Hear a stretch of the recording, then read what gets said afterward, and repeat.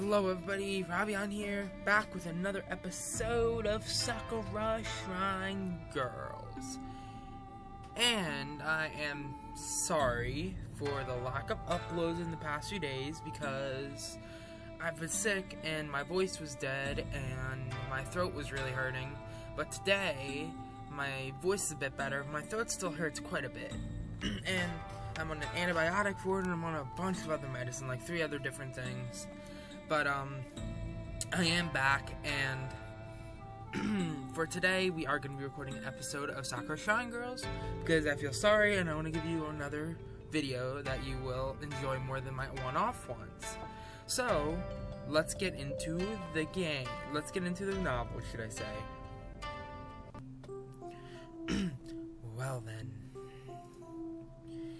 He was really on my case. I know that he's a big believer in these kinds of things, but I don't want to have that kind of talk with him. And as I scrubbed the porcelain dishes, I can't help but think over who I saw again. She was beautiful. I know that she has a great figure, but I was more captivated by her eyes than anything. Distinct, golden amber eyes. Was I really just imagining all of it? Well, there's no explaining how or why she had a cattail or anything like that, so it couldn't have possibly been real. With that said, I think that this should be the last time I think about it. If there are any noises in those shrines, I won't go to investigate them. It's not that I think I will find anything. Somehow, I feel that I should not indulge my curiosity. Wait. I think I hear something moving upstairs. It's probably just it's just Grandpa going to answer nature or something. I can't just scrape the dishes, but wait, what's with these bubbles? Gigantic soap bubbles emerge from the sink, floating lazily in the air.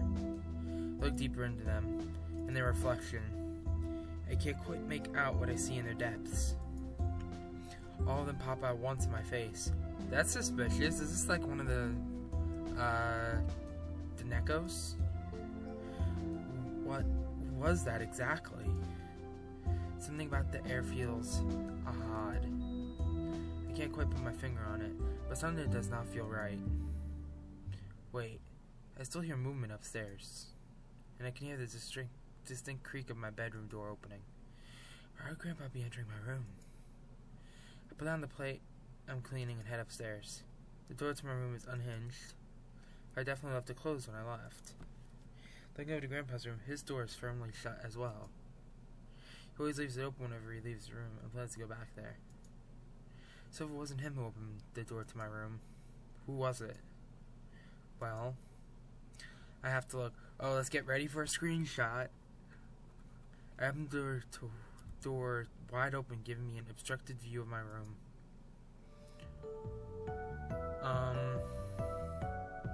Why? Is this the same one we saw earlier? I don't remember. It might have been. I'm not sure. Who? What? A girl is lying on my bed, curled up into a ball. Her delicate, pale skin practically shimmers in the rays of the sun. She already seems to be fast asleep, comfortably snuggling into my blankets. I quietly get closer to her. She seems to shift a little bit, but she just settles back in. This strange feeling. She's captivating. It's like back at the shrine. Just despite myself, I cannot help but stare. She has furry, snow-white cat ears and a tail. She's just like this strange-looking shrine maiden. But somehow, she is different. No less beautiful, however. I better not let my eyes wander, even though she's wearing such short shorts. And her top is so loose. Is she wearing a bra? It doesn't look like she is. Oh my goodness. No. I can't let myself be distracted by this nonsense. This is just a hallucination. Hey, you. She just buries her face deeper into the bed cover. What are you doing on my bed? She yawns loudly.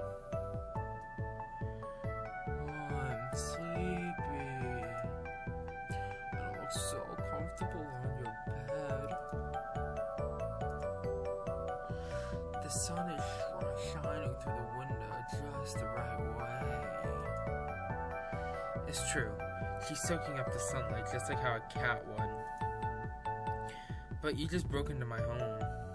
I know that my bed might be comfy, but you can't stay here.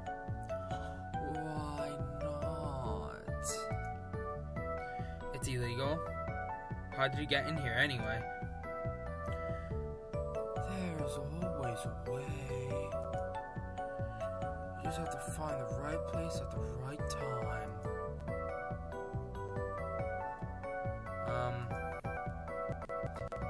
Something just opened on my freaking desktop for no apparent reason. This is the nature of slipping in between worlds. Where your hand enters the puddle, it may not end up in the same place on the other side. She's spouting the same kind of nonsense that my grandfather would. Alright, enough of this. Are you working with my grandfather? Is this some sort of joke? Are you also working with the other girl who stole the shrine? Kale, that black cat, she's nothing but bad luck. I'd never work with her. Even though she does open her eye, I can see a frown form on her face. Well then.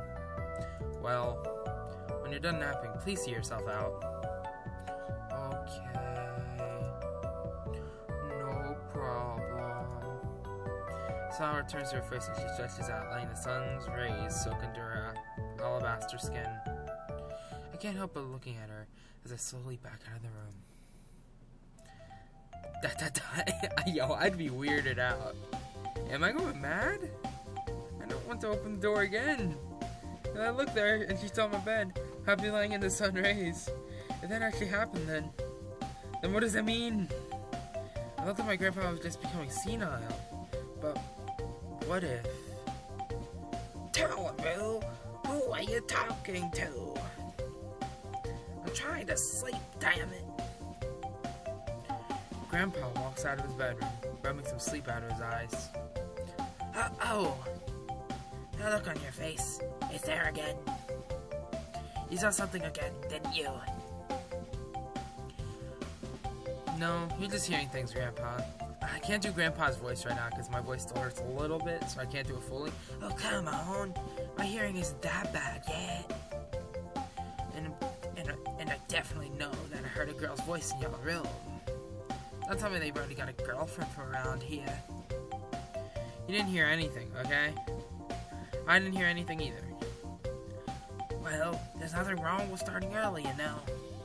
When I was your age, I was already married and on my way to paying off my mortgage. Look, can we please just drop this? Judging by the look on his face, he isn't satisfied just yet. He looks over to my closed bedroom door. Well, just indulge me. Mind if I take a look in your room? My blood freezes as he says that. Oh, snap. It's not like there's anything. It's not like that there's anything there, right? So it'd be fine to have a look, isn't it? I guess so. Come on, then. Since you've just woken me up, it's only fair that you let me be a bit nosy. Alright, I'll show you that there's nothing there. Sure enough, as we step into the room. Wait, what? Yo, are we actually hallucinating or what? Just give me a second, I need to take a drink.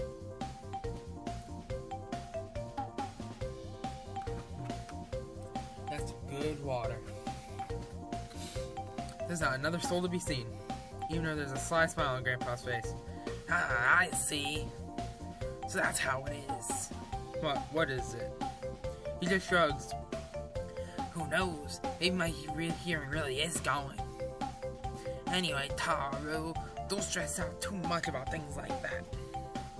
It's important that you find a good girl and start a proper family with her. There's going to be a lot of cute girls when you start going to school around here. Trust me.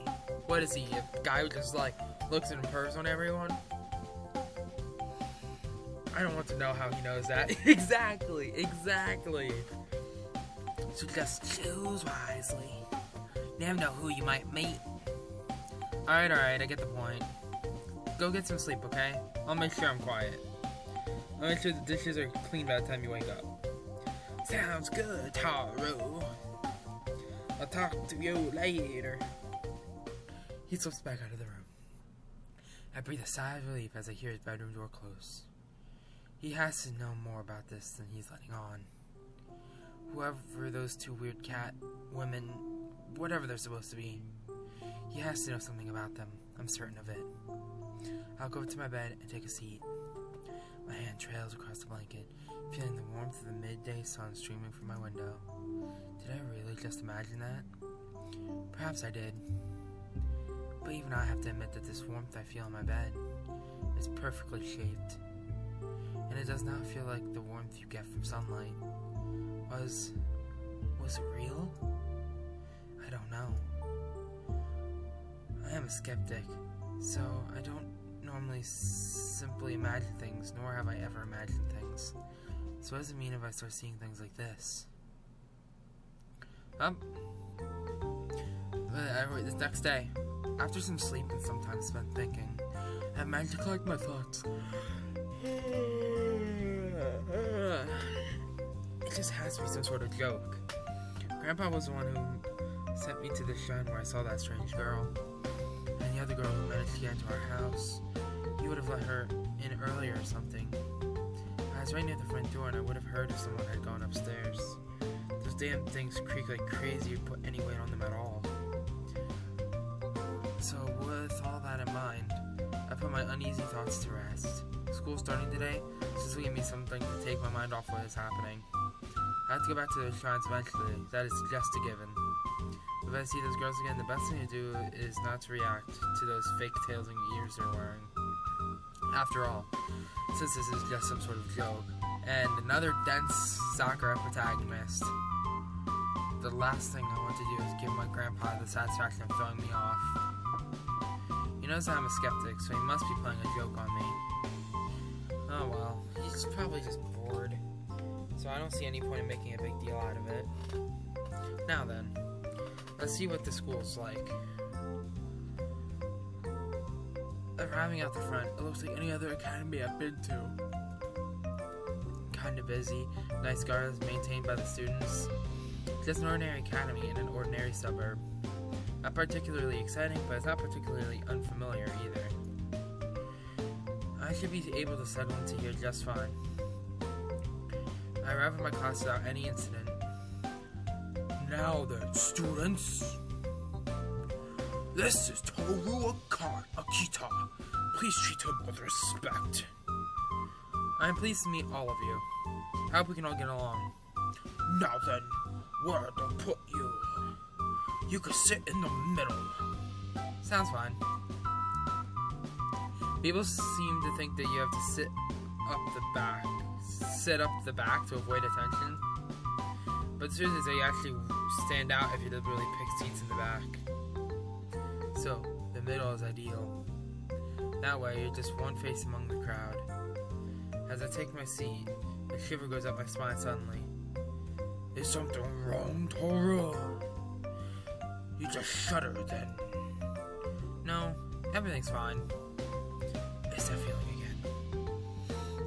This person sitting in front of me is a girl with black hair. Wait, is that... First time we see the sprite! Thank you! She's adorable. A brushy black tail stands out just above her skirt. Its tip colored a bright white. I look around, trying to see if anyone else has noticed it, but no one else is looking. I turn to the seat to my left, trying to get the student's attention. No. A pair of snow white cat ears stick out from her silver hair. Oh my goodness.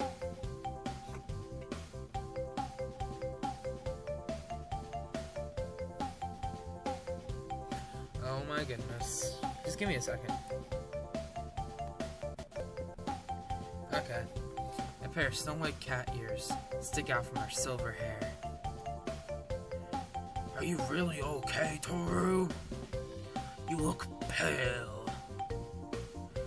Neither of them are looking at me. There's just some strange, uncomfortable atmosphere in here. No, please don't worry about me. Go ahead. Why do I yawn as soon as the music shuts off? Some time passes in this awkward atmosphere. I'm just sitting here, desperately trying to work out what is happening. No one else can see their tails or ears, I'm sure of that.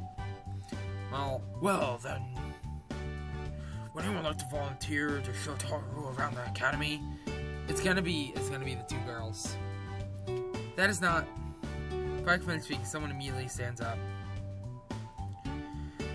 I knew it. Please allow me to escort him. Then someone else stands up. I'd like to show him around. I'd like to show him around. The two of them exchange looks with each other. After letting out a small, barely audible sigh, the teacher looks at the white-haired girl. Naoko. He then turns to the black-haired one.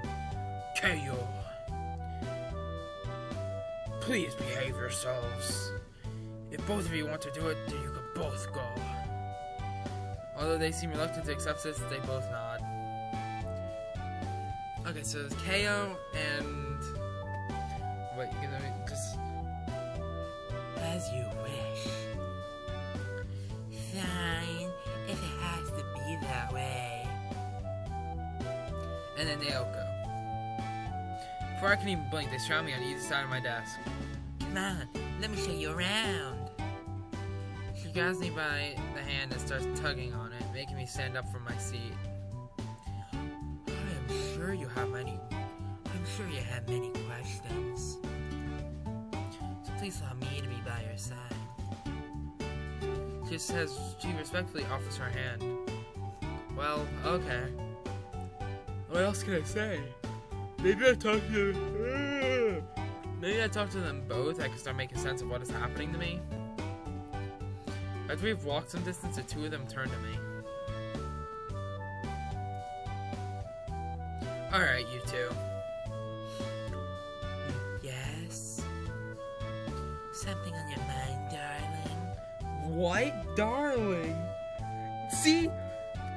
Darling? Aren't you being a bit too familiar with him, Naoko? I've already slept on his bed. You might as well be married now.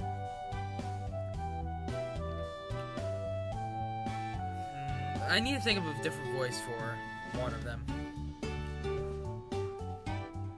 You mean you broke into his house and you couldn't stop yourself from sleeping on his bed? Still counts. Please listen to me. Who are you two really? Why are you both here?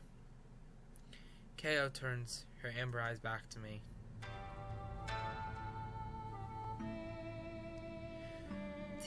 Do you believe in there being more than you can see, Taru? There's lots of things in the world which can't be explained. Where those things come from?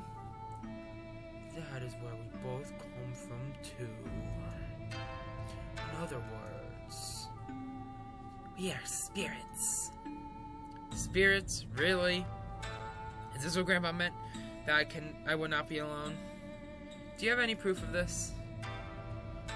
Our tails and ears are not sufficient proof.